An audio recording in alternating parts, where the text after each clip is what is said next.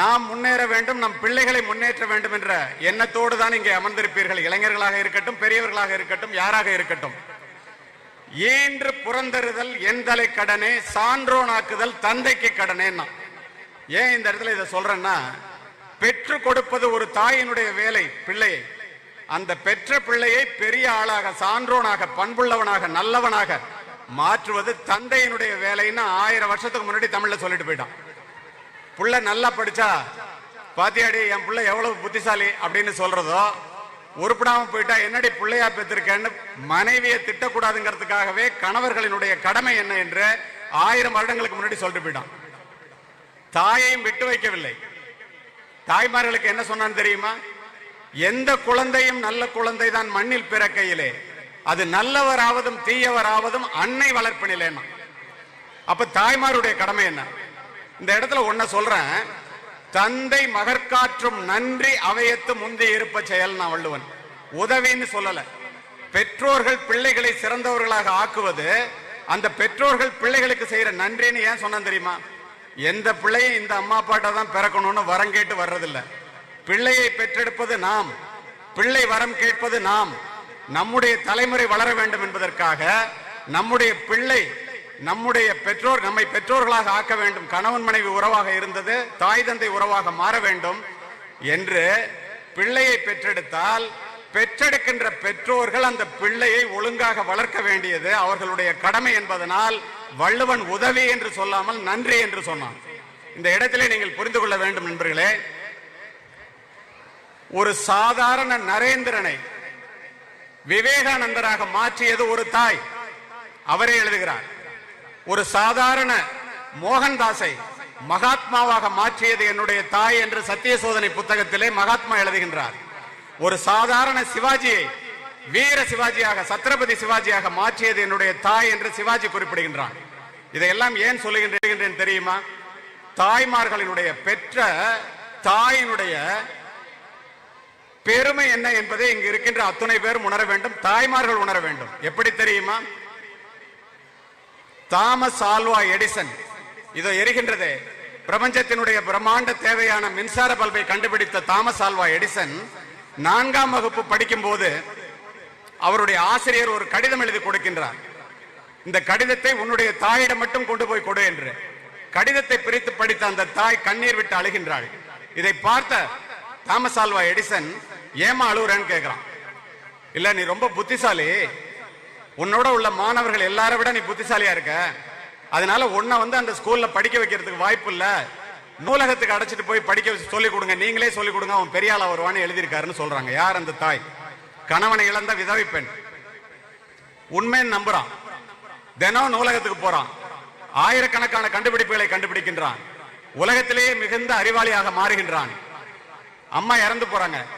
வீடு மாறின அம்மா ஞாபகமா இருக்குன்னு சொல்லிட்டு வீட்டை காலி பண்றான். நடந்த நிகழ்வு, கதையல்ல, நிஜம். ஒரு கடிதம் நோட்டு புத்தகத்திலிருந்து கீழே விடுகின்றது. அந்த கடிதத்தை எடுத்து படித்த தாமஸ் ஆல்வா எடிசன் கதறி கதறி அழுகின்றான். அந்த கடிதத்திலே, அந்த ஆசிரியர் கொடுத்த கடிதம், அதில் என்ன எழுதப்பட்டிருந்தது தெரியுமா நண்பர்களே? உங்களுடைய பிள்ளை மூளை வளர்ச்சி இல்லாத குழந்தை, இவனை இந்த பள்ளியில படிக்க வைக்க முடியாது, அழைத்து சென்று விடுங்கள் என்று எழுதப்பட்டிருந்தது. ஆனால் அந்த தாய் சொன்னதோ, நீ பெரிய புத்திசாலி என்று உன்னுடைய ஆசிரியர் சொன்னார் என்று. உடனே தாமஸ் ஆல்வா எடிசன் எழுதுகின்றான் தன்னுடைய நோட்டு புத்தகத்தை எடுத்து, உலகத்திலேயே முட்டாளான என்னை உலகத்திலேயே அறிவாளியாக ஆக்கிய பெருமை என்னுடைய ஏழை தாயையே சேரும் என்று எழுதினான். அதை போலவே மாணவர்களே, நண்பர்களே, இளைஞர்களே, பெரியோர்களே, 6 மாதத்திற்கு முன்னால் நடந்த ஒரு நிஜமான நிகழ்வை, தாயினுடைய பெருமையை நீங்கள் புரிந்து கொள்ள வேண்டும் என்பதற்காக குறிப்பிடுகின்றேன். 6வது படிக்கிற 12 வயது குழந்தையை இதயத்திலே கோளாறு என்று அழைத்துக் கொண்டு மருத்துவமனைக்கு செல்கின்றார்கள். அந்த டாக்டர் இந்தியாவில் உள்ள பெரிய மருத்துவமனையில சீஃப் டாக்டர், இதய அறுவை சிகிச்சை நிபுணர், ஒரு நாளைக்கு 10 இதயங்களை அறுப்பவர். அவர்கிட்ட அப்பாயின்மெண்ட் வாங்குறதுன்னா 6 மாசம் ஆகும். இந்த பக்கம் கொஞ்சம் சத்தம் வர வேண்டாம்னு சொல்லுங்க. அவர்கிட்ட அப்பாயின்மெண்ட் வாங்குறதுன்னா 6 மாசத்துக்கு முன்னாடி அப்பாயின்மெண்ட் வாங்கணும். அவருக்கு கீழே 100 டாக்டர் வேலை பார்க்கறாங்க. அப்போ சின்ன குழந்தைங்கிறதுனால உடனே அப்பாயின்மெண்ட் கிடைக்குது. எல்லா டாக்டரும் செக் பண்ணி பெரிய டாக்டர் அழைச்சிட்டு போறாங்க. அவர் பார்த்துட்டு சொல்றாரு, இதயத்திற்கு வருகின்ற இரத்த குழாய்கள் அத்துணையும் அடைபட்டு போய்விட்டது. இந்த குழந்தை 3 மாதம் தான் உயிரோடு இருக்கும். அப்படின்னு சொல்றாரு. வேற வழியே இல்லையான்னு அம்மா அப்பா கேக்குறாங்க. வழி இருக்கிறது, அறுவை சிகிச்சை செய்யலாம். 30% தான் அந்த குழந்தை பிழைப்பதற்கு வாய்ப்பு, 70% இறப்பதற்கு தான் வாய்ப்புன்னு சொல்றாரு. நீங்களே முடிவு பண்ணிக்கங்கிறாரு. வேற என்ன செய்ய முடியும்? கதறுகிறார்கள், பதறுகிறார்கள், ஆபரேஷனுக்கு ஒத்துக்கிறாங்க. ஒரே வாரத்தில் ஆபரேஷன் பிக்ஸ் பண்ணி ஹாஸ்பிட்டல் அட்மிஷன் போட்டாரு. அந்த பெரிய டாக்டர் ஈவினிங் ரவுண்ட்ஸ் அந்த ஹாஸ்பிட்டல்ல போகும்போதெல்லாம் அந்த ஏழை தாய் அந்த குழந்தையிடம், தாயினுடைய மகிமையை பாருங்கள், கடவுள் உன்னுடைய இதயத்திலே இருக்கிறார், உன்னை நிச்சயமாக காப்பாற்றி விடுவார், தைரியமாக இரு, ஆபரேஷன் முடிஞ்சு நம்ம வீட்டுக்கு போவோம், 10% இருந்தால் கூட நீ பிழைத்து விடுவாய், உனக்கு 30% இருக்கிறது என்று நம்பிக்கை விதைகளை விதைக்கின்றார். இதை டெய்லி போகும்போது இந்த டாக்டர் கேட்டுக்கிட்டே போறாரு. அவர் மனசுல என்ன நினைக்கிறாரு? இந்த குழந்தைக்கு 30% தானே இருக்கு, இந்த அம்மா இவ்வளவு நம்பிக்கையோட பேசுதே அப்படின்னு நினைச்சிட்டு போறாரு. 7வது நாள் ஆபரேஷன் டேபிளுக்கு குழந்தை வந்தாச்சு. 10 டாக்டர் புடைசூல கண்ணில் எல்லாம் கட்டிக்கிட்டு எல்லாம் கிரீன் கோட் போட்டுட்டு வந்துட்டாங்க. இந்த மருத்துவர்களிலே என்னுடைய குடும்பத்திலிருந்து ஒரு மருத்துவரும் இருந்தார் என்பதனால் இதனை நான் இங்கே பதிவு செய்கின்றேன். எல்லாரும் ஆபரேஷன் போறாங்க. 5.5 மணி நேரம் ஆபரேஷன் நடக்கும்போது 50வது நிமிடத்திலே இதயத்திற்கு வருகின்ற இரத்த குழாய்கள் அத்துணையும் அடைபட்டு குழந்தை இறந்து விடுகிறது. இந்த குழந்தையை ஆபரேஷன் பண்றதுக்கு முன்னாடி அவர் அந்த குழந்தை அந்த டாக்டர்கிட்ட கேக்குது, doctor, I am having a question to you. இதய அறுவை சிகிச்சைன்னு சொல்றாங்களே, நீங்க உண்மையிலே இதயத்தை அறுப்பீங்களா? ஆமா அப்படிங்கிறார். இதயத்திலே கடவுள் இருக்கிறார் என்று என்னுடைய ஏழை தாய் சொன்னார். இதயத்தை அறுக்கும் போது கடவுளுக்கு காயம்பட்டு விடாமல் பார்த்துக் கொள்ளுங்கள் என்று அந்த குழந்தை சொல்லுகிறது. நான் நிச்சயமா பொழைச்சுக்குவேன்னு சொல்லுது. இப்படி இருக்கும்போது இவ்வளவு நம்பிக்கையோட இருந்த குழந்தை இரத்த குழாய்கள்லாம் அடைபட்டு போய் இறந்த நிலைக்கு இறந்துருச்சு அப்படின்னு சொல்லிட்டு ஒரு நாளைக்கு எத்தனையோ இறப்புகளை பார்க்கின்ற அந்த மருத்துவர் கண் கலங்கி கண்ணாடி எடுத்து கண்ணை தொடச்சிக்கிட்டு பாடியை க்ளோஸ் பண்ணி கொடுங்க அப்படின்னு சொல்லிட்டு ஒரு அடி எடுத்து வைக்கிறாரு. பக்கத்துல இருந்த லேடி டாக்டர் அவங்கள அந்த டாக்டர் ஒரு தட்டு தட்டி, doctor, blood is coming to the heart அப்படின்னு சொல்லுது.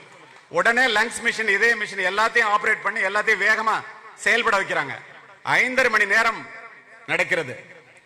Operation success. குழந்தை பிழைச்சுக்குது. பிழைச்ச உடனே இவர் மற்ற டாக்டர்கிட்ட சொல்றாரு, எல்லாரும் நீங்க இப்படி பாராட்டுறீங்க, ஆனா இந்த குழந்தை பிழைச்சதுக்கு நான் காரணம் இல்ல, என்னால முடிஞ்ச அத்துணை சக்திகளையும் நான் பண்ணி பார்த்து விட்டேன், குழந்தை பிழைக்கவில்லை. ஆனா இந்த குழந்தை இவ்வளவு நம்பினுச்சு, அதுக்காகவாவது இந்த குழந்தை பிழைச்சிருக்கலாமே நான் நினைச்சேன். ஏதோ ஒரு பெரிய மாற்றம் இந்த உடலிலே உண்டானாலே ஒழிய இறந்து போன குழந்தை திரும்பவும் உயிர் பெறுவதற்கு 1 நிமிடத்திற்கு பிறகு இறப்பினுடைய எல்லையை தொட்ட குழந்தை பிழைப்பதற்கு வாய்ப்பே இல்லையா? அந்த குழந்தை முழிச்சா கடவுளை ஜாக்கிரதையா பாத்துங்கன்னு சொன்னிச்சே, கடவுளை பாத்தியா, எப்படி இருந்தாருன்னு கேட்குமே, நான் என்ன சொல்றதுன்னு கேட்கிறார். ஒரு வாரம் கழிச்சு அந்த குழந்தைய பார்க்க போறார் டாக்டர். அந்த குழந்தை ஒடியாந்து காலை கட்டிக்குது. டாக்டர், நான் சொன்ன பாத்தீங்களா, பொழைச்சுக்கிட்டேன், கடவுள் எப்படி இருந்தார், கடவுளுக்கு ஒன்றும் காயம்படலையே, கடவுள் எப்படி இருந்தாருன்னு கேக்குது. உடனே அந்த டாக்டர் ஒரு நிமிஷம் அப்படி தள்ளி நின்றுட்டு பின்னால காமிச்சு கடவுள் இப்படித்தான் இருந்தார் என்று காண்பிக்கின்றார். அந்த இடத்திலே அந்த ஏழை தாய் நின்று கொண்டிருக்கின்றாள். இதை ஏன் சொல்றேன் தெரியுமா? மூளை வளர்ச்சி இல்லாத குழந்தையை அறிவாளியாக மாற்ற ஒரு தாயினால் தான் முடிகிறது. இறப்பினுடைய எல்லை வரை சென்ற ஒரு குழந்தையை உயிர் பிழைக்க வைக்க ஒரு தாயினால் தான் முடிகிறது. இதெல்லாம் நல்ல விஷயம். எந்த குழந்தையும் நல்ல குழந்தை தான் மண்ணில் பிறக்கையிலே, அது நல்லவராவதும் தீயவராவதும் அன்னை வளர்ப்பினிலே.